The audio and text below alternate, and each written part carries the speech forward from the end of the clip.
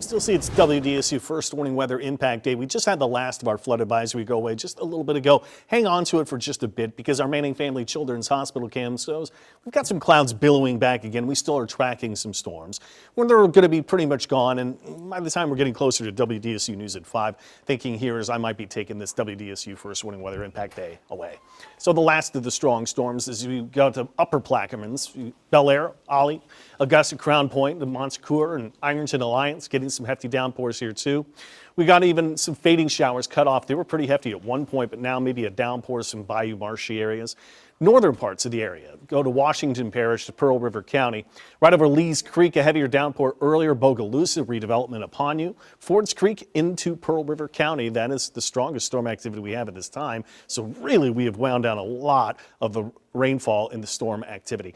Let's just look from a wider view here and I'll stop the loop for you so we can go to here now. I want to go up to the rainfall totals. Let's do 6 hours here and show that this has been spotty in nature. Not everybody's gotten the storms. This is why you get a 40% chance, about a 50-50 every day. In my point of view, I want to give you a little edge on one way or another from just a pure coin toss. But what we did over the city is why we had the flood alerts earlier. In those yellow areas, there are rainfall estimates that were 2.5 to nearly 3 inches of rain.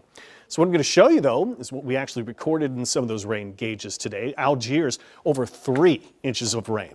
1 3/4 in some areas to Kenner, or at least close to it. Over 1.5 lower Ninth Bywater. 1 1/4 in New Orleans East, over an inch of rain, and that's where probably the most rain fell over the most widespread area. And Armstrong International, only 1/100th.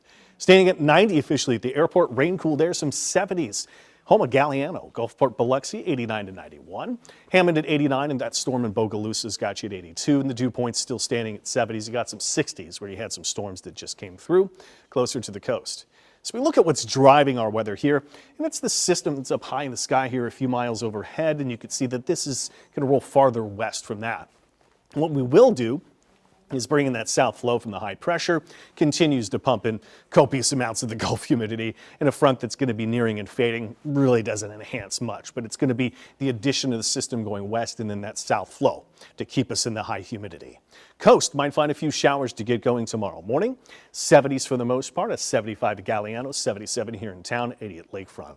Widely scattered storms, 40% chance tomorrow. You can see they're hit and miss, they're here and there, and during the hottest parts of the day. 92, 93 to 94. Could feel as hot though as 105 or so, maybe calculated to 106 I've done here in town. Same thing goes into Wednesday. 40% chance of widely scattered storms. Heat of the day, highs to 92 to 93 to 94. And calculated to be the hottest spots, maybe 105 to 106 with the heat index. So heat advisory criteria again is 108 plus. We're close to it, but this is what we do in the summer every single time.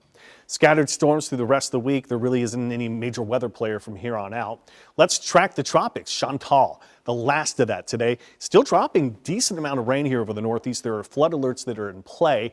That's not going to just go away completely until we get to another couple of days. But overall, the bigger picture here, which is great, besides the leftovers of that system, it's non-tropical altogether. Greater Atlantic, Caribbean, Gulf, we're looking at no formation over the next 7 days. And there's a look at your rain chances, which is about that 50-50 draw every single day. WDSU First Warning Weather 7-day, hang around 93 through the rest of the week. Might tick up to 94 and might go up to 95 by the weekend too, getting pretty hot then.